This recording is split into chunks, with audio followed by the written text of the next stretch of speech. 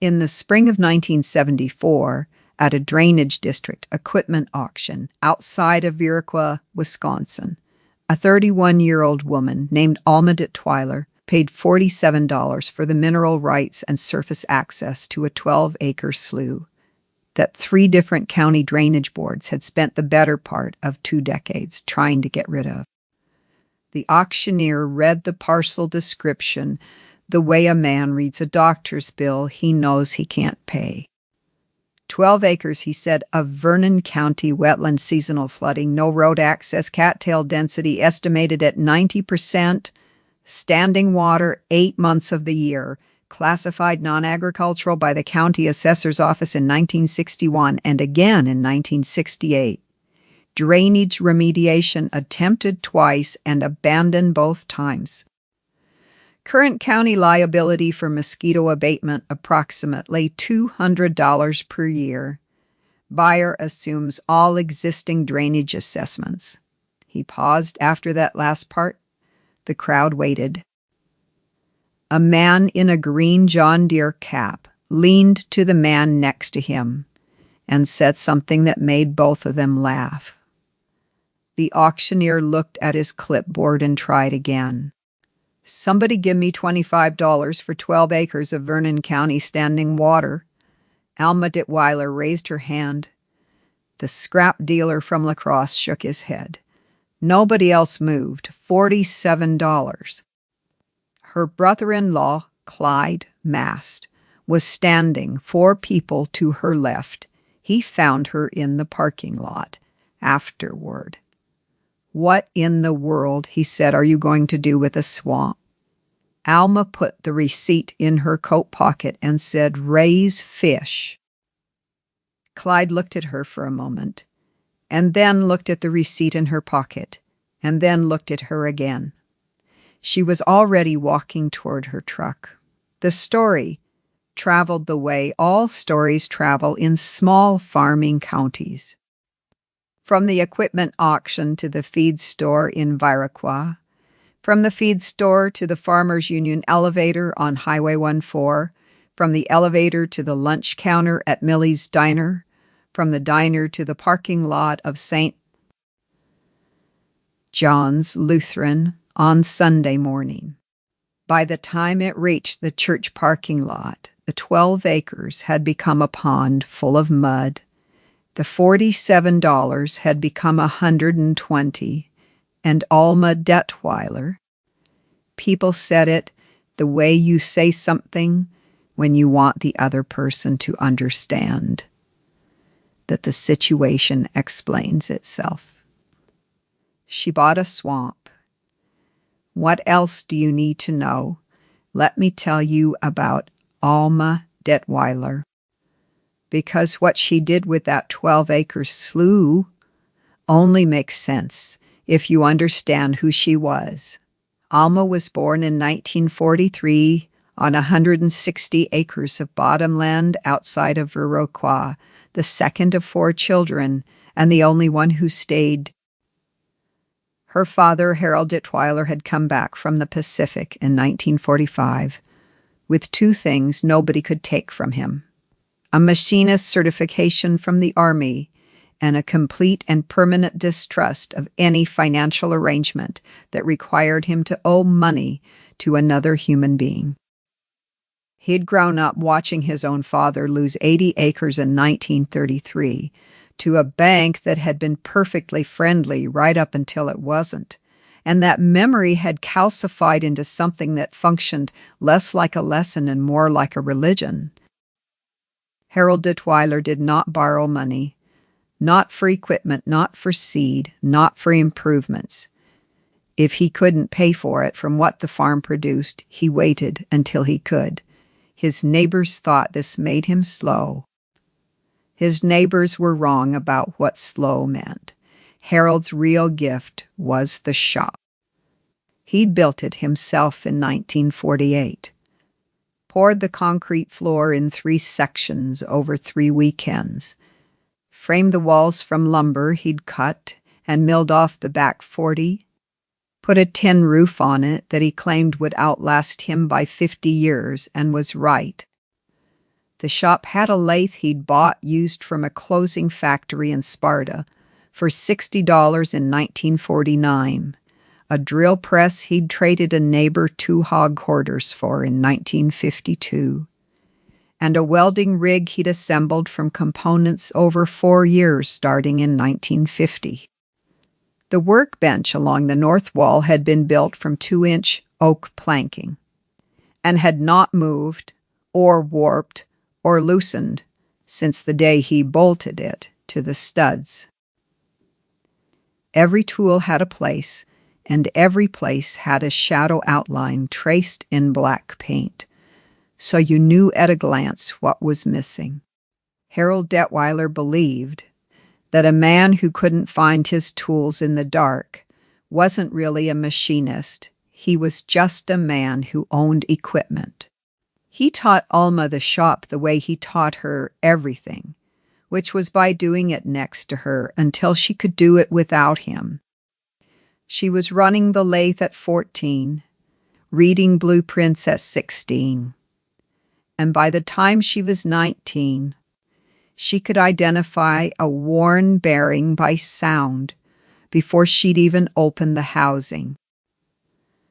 She'd had a bus ticket to Madison in 1962, a scholarship offer from the university for an agricultural sciences program, a suitcase that sat packed on her bed for 11 days. She put the ticket in the kitchen drawer and unpacked the suitcase the morning her father came in from the barn, and she could see from the way he moved that something in his back had given way and wasn't coming back. She never mentioned the ticket again. Neither did he. Harold died in the winter of 1971. He left Alma a paid-for farm of 160 acres, a shop full of tools that had been maintained like instruments, a savings account at the Vernon County Savings Bank with $14,000 in it, and a way of thinking about money that she had absorbed so completely she couldn't have separated it from herself if she'd tried. The farm had no mortgage. The equipment had no loans against it. The operating account was funded from the previous year's harvest. Alma Detweiler was 28 years old and owed nothing to anyone on earth. Now the slough. When Alma looked at that 12-acre cattail marsh in the spring of 1974, she didn't see what everyone else saw. What everyone else saw was a drainage problem that 2 county boards had given up on, a parcel that produced nothing, cost the county $200 a year in mosquito abatement, and had no road access, no agricultural use, and no logical buyer. What Alma saw was a naturally fed, naturally insulated, 12-acre growing environment with an established aquatic plant base, consistent water temperatures moderated by the surrounding marsh, and no existing competition within 40 miles for what she intended to produce. Here's what Alma knew that Vernon County didn't. She had spent the previous 18 months reading everything she could find about commercial yellow perch production in the upper Midwest. She'd written to the University of Wisconsin Extension Fisheries Program in Madison and received back 43 pages of technical literature that she'd read twice and annotated in pencil. She'd driven to a commercial fish operation near Black River Falls in the fall of 1973 and spent a Saturday asking questions of a man named Wendell Poole. She'd taken notes on graph paper in a spiral notebook that she kept in the shop next to the lathe. She knew the water temperature range yellow perch preferred, the dissolved oxygen levels they required, the feed conversion ratios at different stocking densities, the market price per pound for fresh perch at restaurant supply houses in La Crosse and Madison. and the fact that no one within a reasonable delivery radius was producing them at commercial scale. She'd also, 6 weeks before the drainage auction, quietly arranged with a hatchery in Tama to have 3,000 yellow perch fingerlings available for delivery in May. That's why nobody understood to purchase. They were seeing impulse. They were watching execution. Let me tell you about the build. Because this is where Alma proved that inherited knowledge is the cheapest raw material in the world. The slough had no road access, which meant she built one. Not a gravel road, not a contractor's project. She surveyed the shortest line from the county road to the water's edge, a distance of 340 feet across a neighbor's field corner, negotiated a permanent easement in exchange for 3 years of custom combining on 12 acres of that neighbor's oats, and built the access herself over 4 weekends in April using the farm's blade tractor and a borrowed road grader. The slough itself required 2 things before it could hold fish at commercial density: a reliable water level management system and aeration in the warmest months when dissolved oxygen dropped. For the water control structure, she fabricated a stop log riser from pressure-treated lumber and galvanized steel plate, using her father's drill press and the welding rig in the shop. The design came from the extension literature. The fabrication took her 3 evenings. Materials cost $31. A contractor had quoted the county $400 for a similar structure during the 1968 drainage remediation attempt, which was one of the reasons the remediation had been abandoned. For aeration, she salvaged a half-horsepower electric motor from a grain auger that had thrown a shaft the previous fall, fabricated a paddle wheel aerator frame from angle iron and half-inch steel rod, and mounted it on a floating platform she built from creosote timber, salvaged from a fence line she'd pulled out the previous summer. The aerator cost her $22 in materials and ran on a timer she wired herself from a surplus clock mechanism she'd had in the shop since 1969. The commercial equivalent from an aquaculture supply catalog was listed at $340 plus freight. She stocked the fingerlings in the 3rd week of May 1974. 3,000 yellow perch, each one between 2 and 3 inches, released along the eastern margin of the slough where the cattail edge provided cover and the water was warmest. She drove the hatchery truck herself, backed it to the water's edge on the new road, and watched the fingerlings disperse into the marsh. Clyde Mast happened to be driving past on the county road at that moment and pulled over to watch. He didn't say anything. She didn't offer an explanation. The feed program was the piece most people would have gotten wrong. Yellow perch in a natural marsh environment will forage on invertebrates, zooplankton, and small crustaceans, if the habitat supports them, which a healthy cattail marsh does. Alma had calculated that the slough's existing invertebrate population, supplemented with a modest pelleted feed program during the first growing season while the fish established foraging patterns, would carry the stock to market size in 18 to 24 months. She sourced pelleted trout feed from a mill in Eau Claire at a price 30% below the aquaculture supply catalog, because she bought a full pallet and drove to pick it up herself.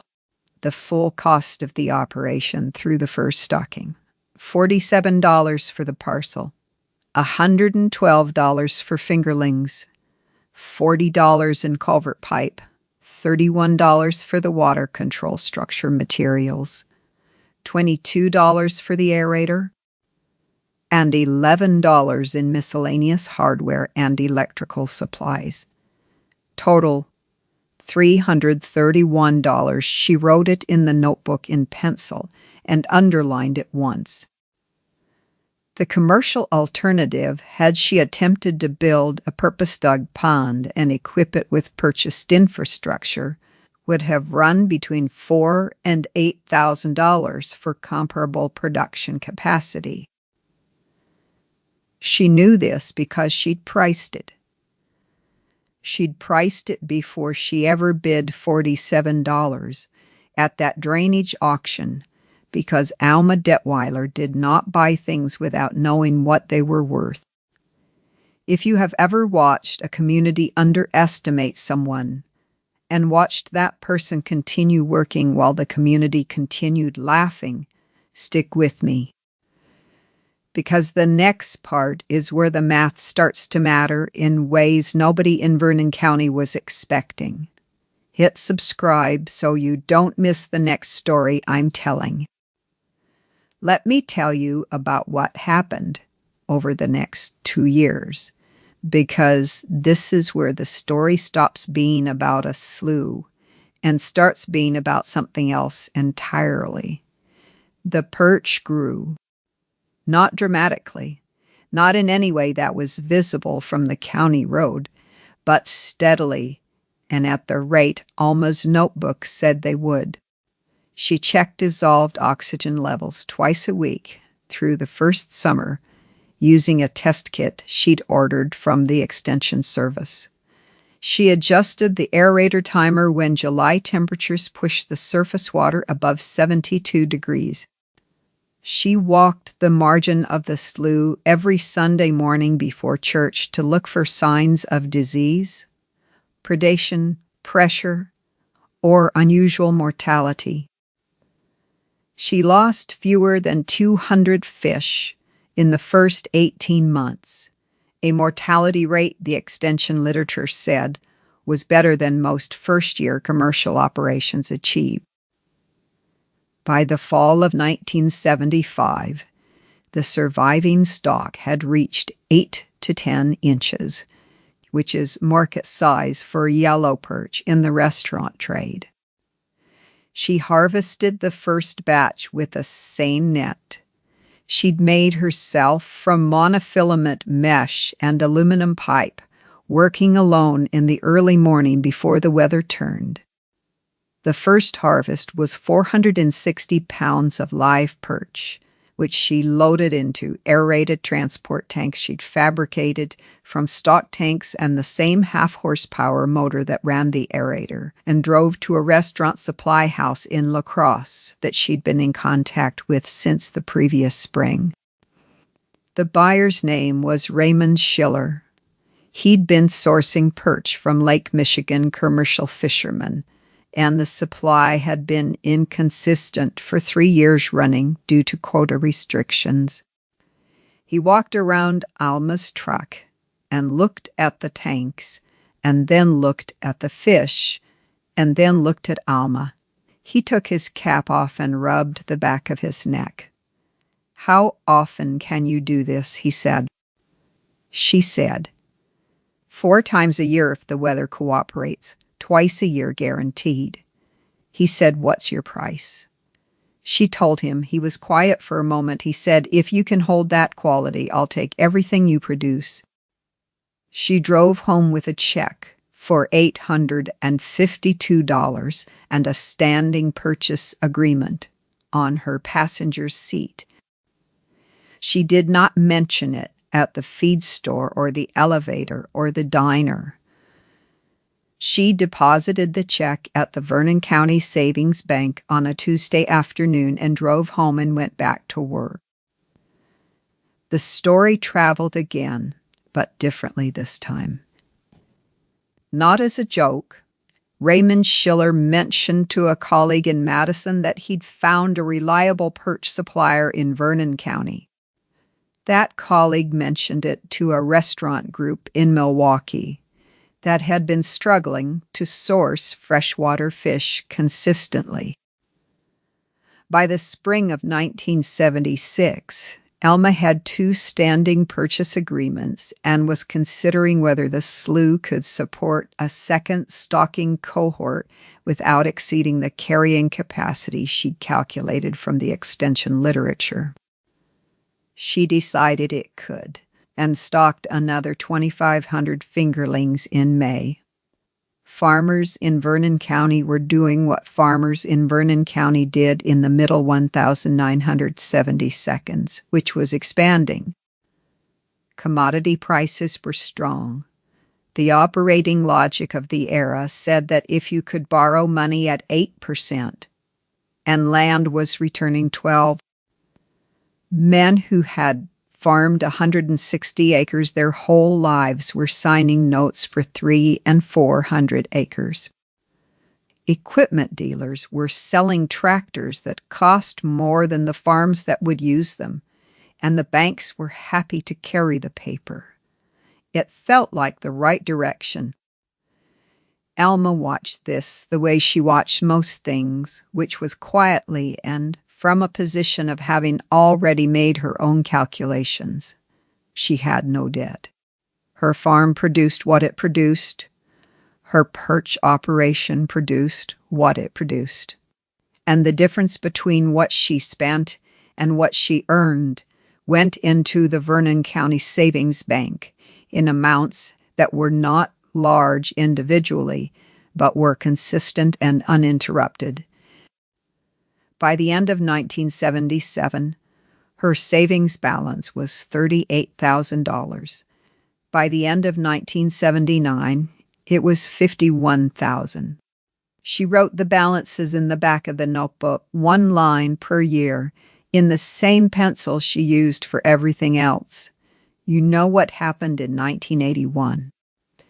You know what happened to interest rates, and you know what happened to land values, and you know what happened to the farmers who had borrowed at 8% and were now looking at 18 and 20, and for a few months in the spring of that year, higher than that. You know what happened to commodity prices when the export markets contracted and the grain that was supposed to service the debt stopped being worth what the debt had assumed it would be worth. Vernon County lost 11 farms between 1981 and 1986. Not 11 farmers who sold and moved on to something better.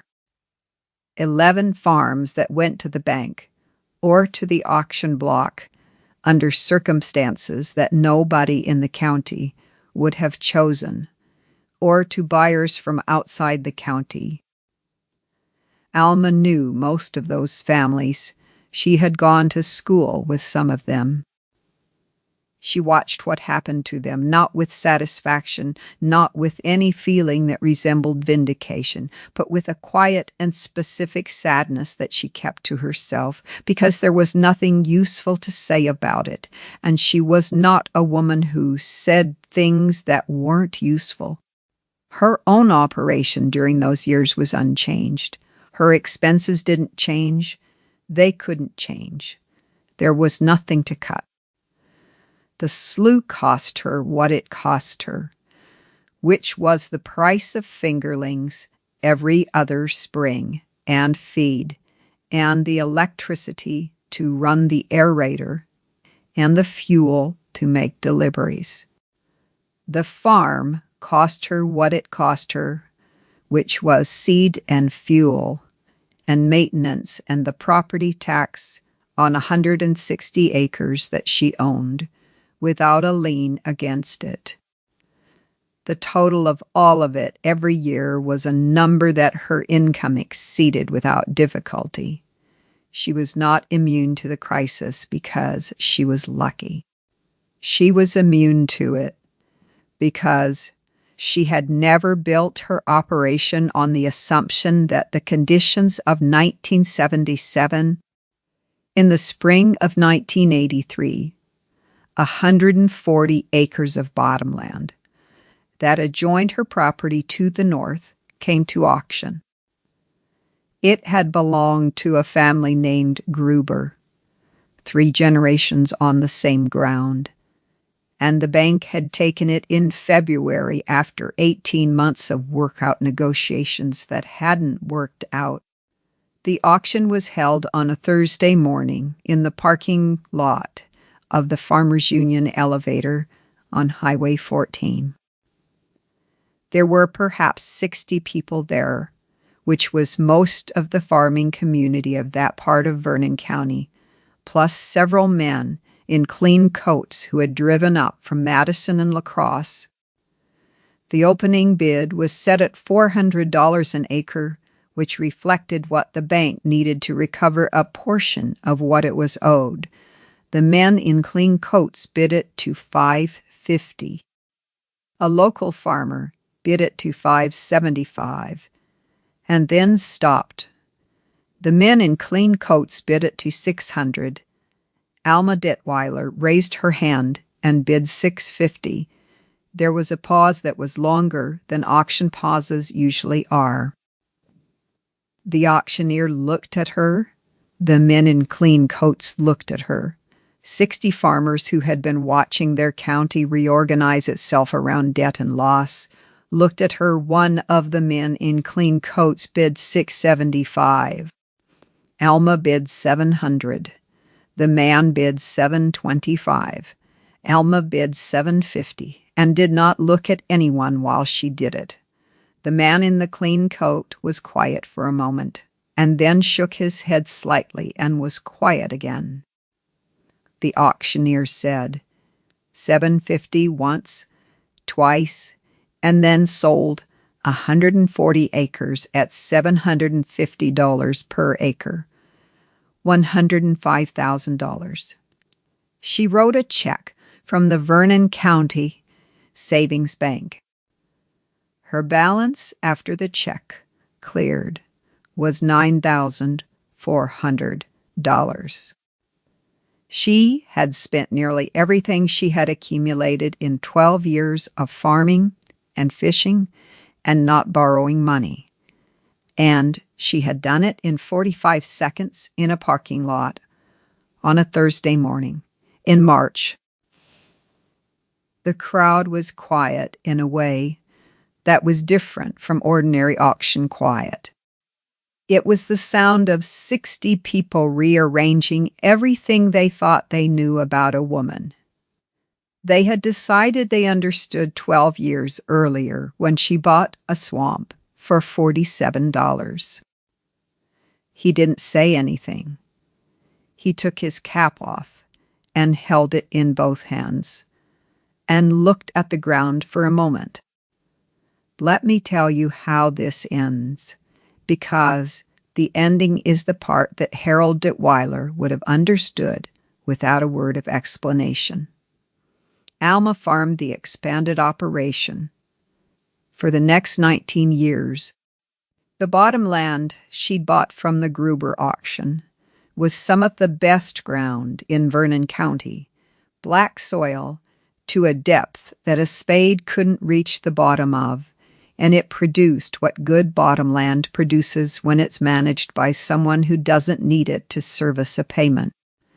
She ran the perch operation until 1991, when she made the decision to let the slough return to a more natural state and lease the surface water rights to a conservation organization.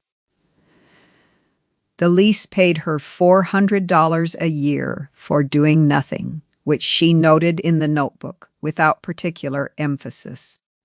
By the time she handed the farm to her niece, Carolyn, in 2001, Alma was 58 years old, and the operation consisted of 300 acres of owned ground, a paid-for equipment line, and a shop that still had Harold's lathe in the corner. Carolyn was 32 and had grown up spending summers on the farm, and she had learned the shop the way Alma had learned it, which was by doing things in it next to someone who knew what they were doing. She could run the lathe. She could read a blueprint. She knew that a paid-for farm and a paid-for tool line were not the starting point of a farming operation. The summer before the handoff, Alma was asked to speak at a Vernon County Farm Bureau meeting about farm financial management. She was not a woman who gave speeches, but she agreed because the person who asked her was the county extension agent, and because she thought there might be something worth saying. She stood at the front of a meeting room at the Viroqua Community Center with perhaps 40 farmers in folding chairs. She said that in 1974, she had paid $47 for a 12-acre slough that the county had been trying to drain for 20 years, and that people had laughed at her, and that she had understood why they laughed. Because it looked from the outside like exactly the kind of thing you should laugh at. She said that the slough had produced, over the 17 years she operated it, a net income of somewhere between $60,000 and $70,000.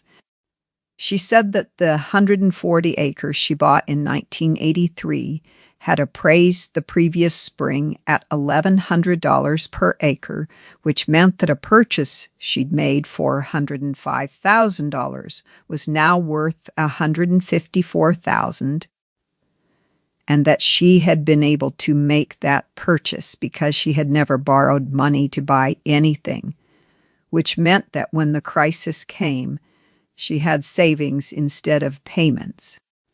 She said that she was not smarter than anyone in Vernon County, and that the only thing she had done differently was decide early that the goal was not to grow as fast as possible, but to survive as long as possible, and that those two goals required completely different decisions about debt.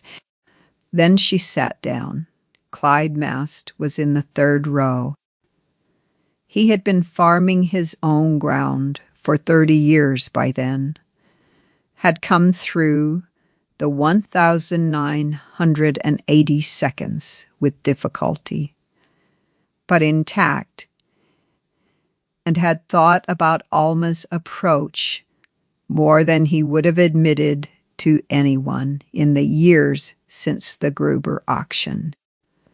After the meeting, he found her in the parking lot and said, "I should have bid on that slough with you in 1974. She looked at him for a moment. "You didn't have $47 to spare," she said. He laughed, which was the right response, and she got in her truck and drove home. "Let me ask you something. What do you see when you look at a 12-acre cattail marsh?" Most people see a problem, a liability, $200 a year in mosquito abatement, and no agricultural use, and no logical buyer. Alma Dietweiler saw a naturally fed, naturally insulated growing environment with no competition available for $47 in a county where nobody was raising fish and 2 restaurant supply buyers in La Crosse and Madison. That's the difference between someone who looks at what a thing is and someone who looks at what a thing could become in the hands of the person willing to do the work to get it there. Everyone else saw a swamp. She saw a harvest. $47.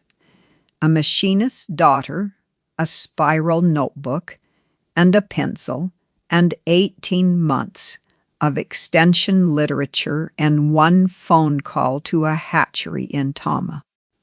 The slough nobody wanted, in the hands of the woman nobody understood, until the flood year came, and she had the only harvest anyone would buy.